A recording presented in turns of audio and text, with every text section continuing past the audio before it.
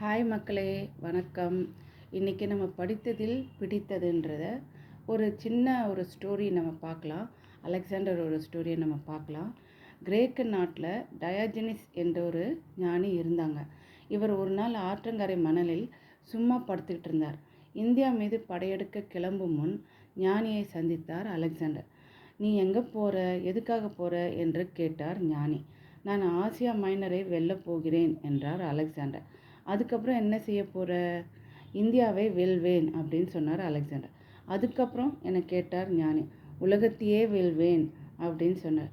உலகம் பூரா ஜெயிச்சதுக்கு பின் என்ன செய்ய போகிற என்ன மறுபடியும் கேட்டார் ஞானி. அதுக்கப்புறம் நான் நிம்மதியாக ஓய்வெடுப்பேன் என்றார் அலெக்சாண்டர். இந்த பதிலை கேட்டதும் ஆற்று மணலில் படுத்திருந்த ஞானி சத்தம் போட்டு சிரித்தார்.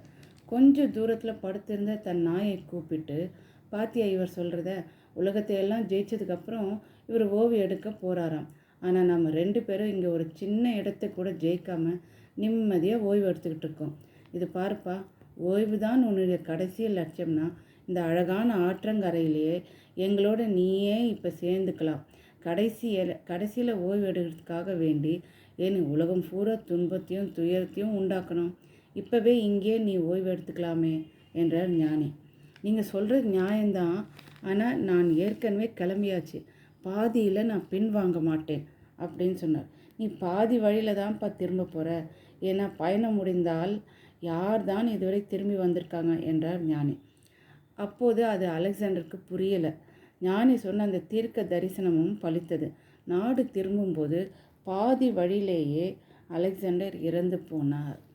இப்போது நம்மக்கிட்ட என்ன இருக்கோ, எது இருக்கோ, எப்படி இருக்கோ அதை நம்ம அக்செப்ட் பண்ணிவிட்டு வாழணும். இது வேணுன்றதுக்காக நம்ம தேடி அலைஞ்சோம்னா நமக்கு இருக்கிற அந்த கொஞ்சம் நஞ்ச நிம்மதி கிடைக்காம போயிடும்.